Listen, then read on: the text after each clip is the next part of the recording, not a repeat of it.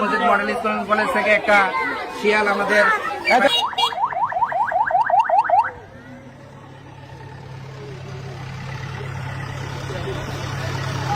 আসেন আসেন, আমি কল দিয়েছিলাম। আমরা এই মুহূর্তে দেখাচ্ছি আমরা ফায়ার সার্ভিস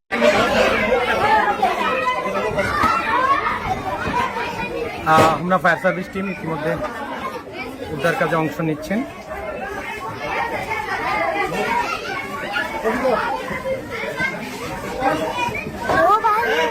এই যে আমরা দেখতে পাচ্ছি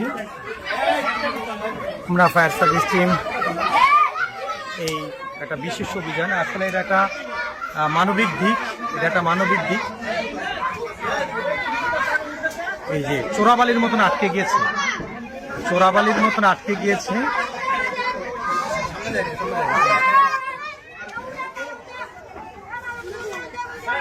আমরা দেখতে পাচ্ছি ইতিমধ্যে উদ্ধার করা হচ্ছে এই মুহূর্তে। আমরা ফায়ার সার্ভিস টিম আপনারা এই বিশেষ অভিযানে এই যে চোরাবালির মতন আটকে গিয়েছে, তো এই শিয়ালটি চোরাবালির মতন আটকে গিয়েছে। ইতিমধ্যে আমরা ফায়ার সার্ভিস টিমকে আমি যখন ফোন দিয়েছিলাম ওনারা ছুটে আসলেন সাথে সাথে এই বিশেষ অভিযানে।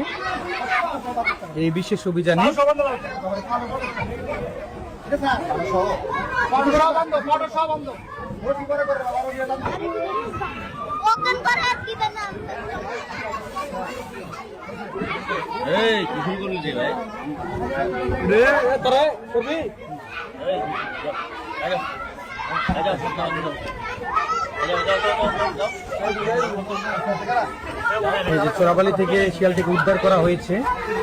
আসলে বিশেষ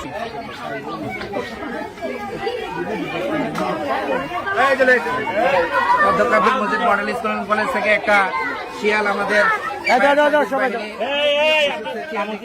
ধরে নিয়ে আসছে। গতকাল 2 দিন যাবত এই শিয়ালটি কিন্তু আমাদের এখানে অবরুদ্ধ ছিল।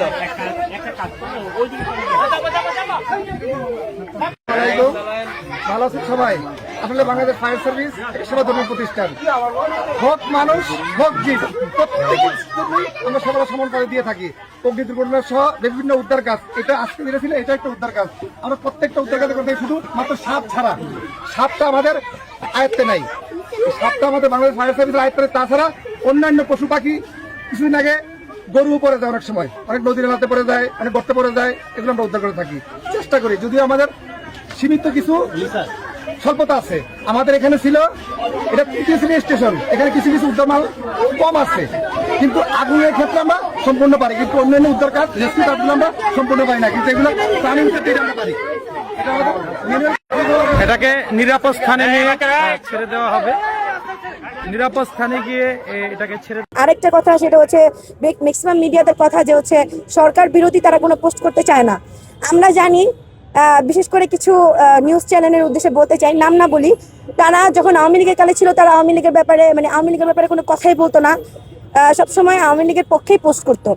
এখন আমরা এই নবনির্বাচিত সরকারের কালীন একটা কথা বলতে চাই যে আপনারা দয়া করে সরকার যদি কোনো রকম কোনো দুর্নীতি করে বা সরকার যে কোনো উন্নতি করে আপনারা উন্নতির দিকগুলোও দেখবেন এবং দুর্নীতির দিকগুলো দেখবেন, শুধুমাত্র উন্নতির দিকগুলো পোস্ট করবেন এবং দুর্নীতির দিকগুলো ঢেকে যাবেন, এই বিষয়গুলো হচ্ছে আপনারা খুবই আমাদেরকে আশাহত করেন। আপনারা যখন আমরা যেটা বলি সেটা যখন আপনারা সেইভাবে উপস্থাপন করেন, জনগণ আমাদেরকে বোঝে যে আমরা কি বলতে চাইছি।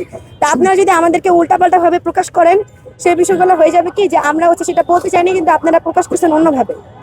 আর আপনাদের কাছে একান্ত অনুরোধ, আপনারা জনগণকে বিভ্রান্ত করবেন না, যেখানে যা হচ্ছে সেটাই তুলে ধরবেন। এমনকি আপনাদের ক্যাপশনগুলো অত্যন্ত ইতিবাচক হয়ে যায়, যেটা হচ্ছে আপনারা প্রকাশ করেন একটা, ক্যাপশন দেন অন্যরকম। অনেক সময় হয় কি যে বাঙালি সব হচ্ছে তারা পুরোটা ভিডিও দেখে না, ক্যাপশনটাই পড়ে। তা আপনারা ক্যাপশনটা ওরকম ভাবে দিবেন যেন মানুষ আমাদের কথাগুলা বা কোথায় কি হচ্ছে বাংলাদেশে সেগুলো যেন দেখতে চায় এবং শুনতে চায়। এমন কোনো ক্যাপশন দিবেন না যেন বাংলাদেশের মানুষ ক্যাপশন থেকে বুঝে যায় যে এটা কিরকম ভিডিও হতে যাচ্ছে।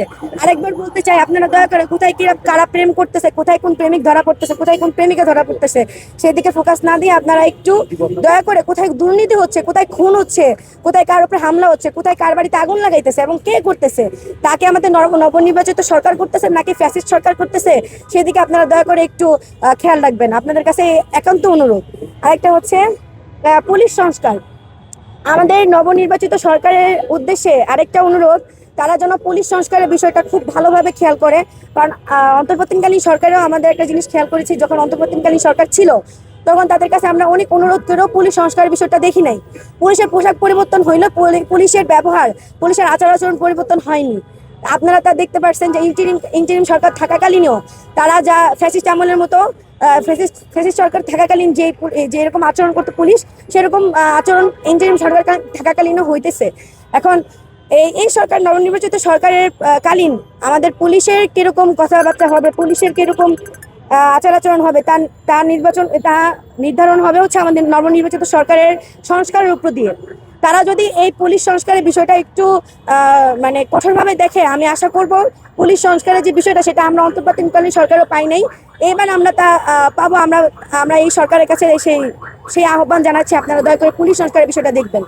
আর এটা হচ্ছে খাদ্যদ্রব্য বিষয়টা। আপনারা দেখতে পারতেছেন যে অন্যান্য দেশে রমজান আসে রোজা পালনের জন্য, বাংলাদেশে রমজান আসে ব্যবসায়ীদের জন্য। বাংলাদেশের রমজান আসে হচ্ছে খাদ্যদ্রব্যের যে বিষয়গুলো, খাদ্যদ্রব্যের যে পূর্তবর্তী যে কাপড় ব্যবসায়ীদের জন্য, তারপর হচ্ছে আরো সবজি, যারা আসলে মনে করেন সারা বছরের 11 মাসে যে ইনকাম হয় না, তাদের এই 1 মাসে তারা 3 গুণ ইনকাম করে নেয়।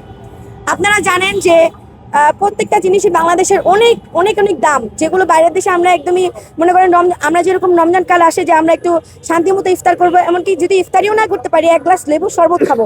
আপনারা জানেন ইতিমধ্যে লেবু হয়ে গেছে একটি ফল, হয়ে গেছে, শশা একটি ফল হয়ে গেছে। লেবুর হালি এখন 100 টাকা কেজি, শশার হালি এখন 100 টাকা কেজি, এর থেকেও বেশি মনে হয়, আর আমি যতটুকু জানি আর কি। তো আমরা আমাদের যে নবনির্বাচিত সরকার, তার বিষয়ে তাদের আহ্বান করে একটা কথা বলবো যে আপনারা দয়া করে খাদ্যদ্রব্যের যে অগ্রগতির যে বিষয়টা, আপনারা দয়া করে সেদিকে একটু ফোকাস দিবেন।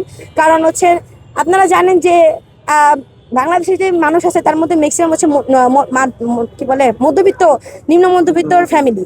তারা হচ্ছে আদার্স ফলগুলো না খাইতে পারলেও একটু লেবু শরবত খায় ইফতারের সময়। সে লেবু যদি এখন ফলের মতো হয়ে যায়, তখন দেখা যাবে কি পানি ছাড়া তার লেবু শরবতটা খাইতে পারবে না। তো এই যে লেবু একটা ফল, তারপর লেবু আসলে সংসদে শপথ করছে আপনাদের সাথে, সে হচ্ছে 100 টাকা হালির নিচে আসবে না। এখন আপনারা এই রমজান মাসটা যেন বাংলাদেশে এই ট্যাগটা যেন উঠে যায়, যেন আদার্স দেশে যে রমজান মাসটা আসে সেটা হচ্ছে রোজা পালন করার জন্য। আমাদের দেশে রমজান মাসটা আসে হচ্ছে ব্যবসায়ীদের জন্য, কাপড় ব্যবসায়ীদের জন্য। তাদের যে একটা মানে দাম শুনে মনে হয় কি যে মানে কি বলবো, যে মনে হয় যে বাংলাদেশ এই ঢাকার যে মানে আমি যেটা দেখতেছি রিসেন্ট হচ্ছে কাপড়ের যে দাম বাকি 11 মাসে এত দাম হয় না।